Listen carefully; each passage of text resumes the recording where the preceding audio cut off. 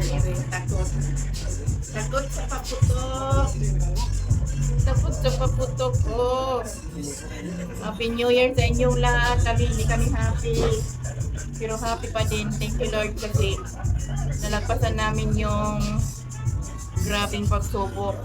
Ngayon may isa pang pagsubok na kailangan pa namin i-solve. So Lord, welcome 2026 and then babay na 2025, dalhin mo na lahat ng mga pasakit na nangyari sa mga buhay-buhay namin. Dalhin mo na lahat yun, 25.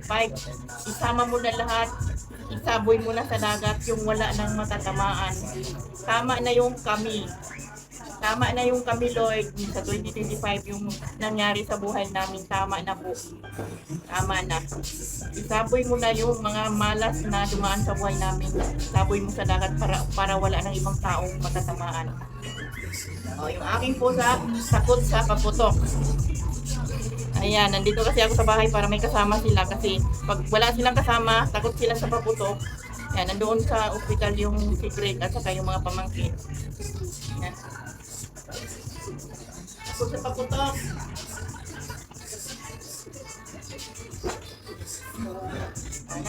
Wala na paputok, wala na.